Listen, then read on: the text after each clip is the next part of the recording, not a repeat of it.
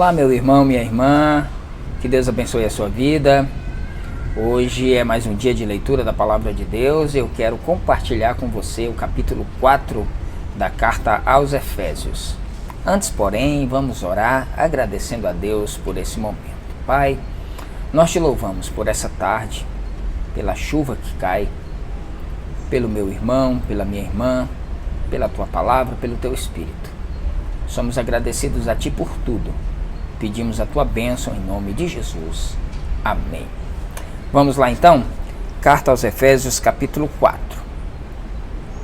Portanto eu, prisioneiro do Senhor, suplico-vos que andeis de modo digno para com o chamado que recebestes, com toda humildade, mansidão, com paciência, suportando-vos uns aos outros em amor, procurando cuidadosamente manter a unidade do Espírito no vínculo da paz.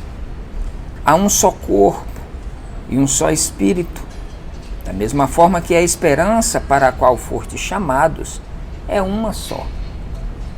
Há um só Senhor, uma só fé, um só batismo, um só Deus e Pai de todos, que é sobre todos, por meio de todos e em todos.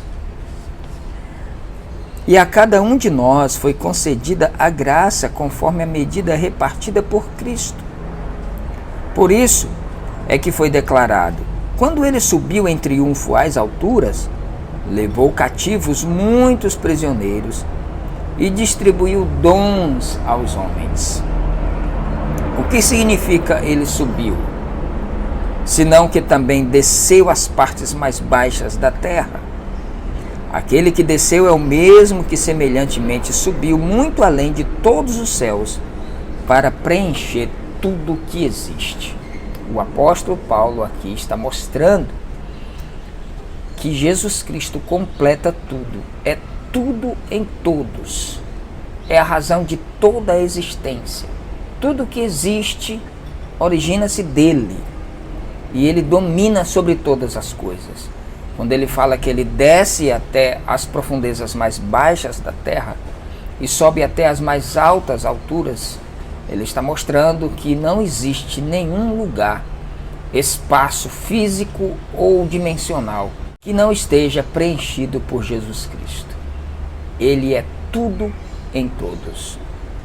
Assim ele designou alguns para apóstolos, outros para profetas, outros para evangelistas e outros para pastores e mestres, com o propósito de aperfeiçoar os santos para a obra do ministério, para que o corpo de Cristo seja edificado. Deus distribui algumas ordenanças, algumas orientações aos seus servos para que o corpo melhor seja ajustado e cuidado. Corpo do qual Cristo é a própria cabeça. O objetivo é que não sejamos mais como crianças, levados de um lado para o outro pelas ondas teológicas, pelos ventos de doutrinas, nem jogados de cá para lá por todo o vento de doutrina e pela malícia de certas pessoas que induzem os incautos ao erro. Longe disso, seguindo a verdade em amor, cresçamos em tudo naquele que é a cabeça, ou seja, Cristo. Na verdade, ele diz seguindo a verdade. A verdade que nós seguimos não é uma filosofia, é uma pessoa, é Jesus. Dele todo o corpo, ajustado e unido, pelo auxílio de todas as juntas, cresce e edifica-se a si mesmo em amor, na medida em que cada parte realiza a sua função. Ele chega a comparar, ele já está comparando aqui esse corpo de Cristo com o corpo físico nosso, que é ligado através de juntas e medulas, e cada parte, cada membro desse corpo faz a sua função. O pé faz a função de andar, a mão faz a função do tato, de pegar, e assim os demais membros do nosso corpo, todos eles, quer sejam mais visíveis ou não, todos têm a sua função importante para que, bem ajustado, o corpo possa se movimentar. Assim, é o corpo de Cristo, é a igreja do Senhor Jesus Cristo. Molhado pela graça de Deus, todo esse corpo está ajustado para que de alguma forma tudo possa andar de conformidade com a orientação da cabeça que é Cristo. Sendo assim, eu vos afirmo no Senhor e insisto, para que não mais vivais como os gentios que vivem na inutilidade dos seus pensamentos. Eles estão com o entendimento mergulhado nas trevas e separados da vida de Deus por causa da sua ignorância em que vivem, devido ao embrutecimento do seu coração. Havendo perdido toda a sensibilidade, eles se entregaram a um estilo de vida depravado, cometendo com avidez toda espécie de impureza.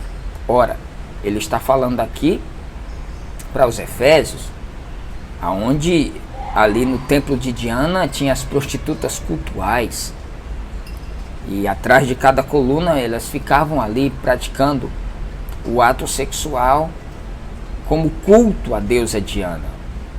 E isso era uma coisa muito comum naquilo. E Paulo já orienta aos irmãos para que não se entreguem a esse tipo de devassidão, porque isso é prejudicial à alma humana. Entretanto, não foi assim que vós aprendestes de Cristo, se é que de fato ouvistes e nele fostes discipulados, conforme a verdade que está em Jesus. Quanto à antiga maneira de viver, fostes instruído a vos despirdes do velho homem, que se corrompe por desejos enganosos. É como se você estivesse tirando essa roupa antiga desse velho homem, desse antigo homem.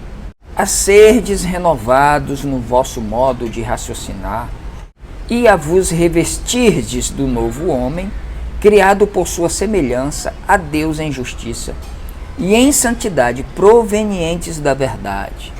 Tire essa roupa antiga desse homem velho e se reveste de um novo homem, criados conforme a imagem de Jesus Cristo.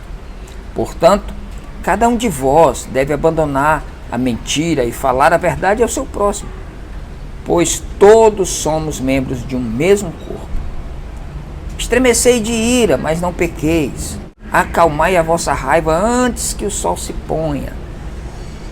Ele nos dá até a permissão de irar-se, mas contudo, que essa ira não seja um desembocar em pecado.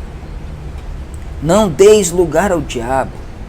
Aquele que roubava, não roube mais. Pelo contrário, trabalhe, fazendo com as mãos o que é bom, para que tenha o que repartir com quem está atravessando um período de necessidade. Não saia da vossa boca nenhuma palavra que cause destruição, mas somente o que for útil para a edificação de acordo com a necessidade, a fim de que comunique graça aos que a ouvem. E não entristeçais o Espírito Santo de Deus, com o qual fostes selados para o dia da redenção.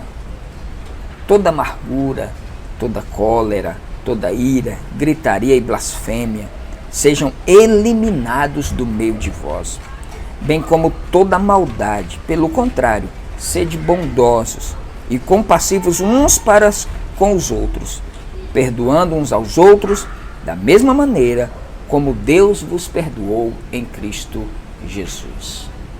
Quando ele diz, olha, se dispam, tirem essa roupa antiga desse velho homem e se vistam de um novo proceder, novos atos de justiça. Ele está mostrando aqui: o que roubava não roube mais, o que furtava não furte mais, antes trabalhe, para que com o seu trabalho você tanto possa ter para você, como também para ajudar aqueles que estão passando por período difícil. E aí ele vem fazendo sempre esse contraponto, concluindo aqui o capítulo 4, mostrando que quando eu me entrego a Jesus Cristo e a graça me lava, eu vou diminuindo o antigo Marcos e vou sendo incorporado um novo Marcos. É como se eu estivesse tirando uma roupa velha e vestindo uma roupa nova, através do Evangelho de Jesus Cristo e da mudança que o próprio Cristo, através da sua graça, vai fazendo em mim. Que Deus abençoe você. Esse foi o capítulo 4 da Carta aos Efésios. A gente se encontra aqui amanhã no capítulo 5. Até lá.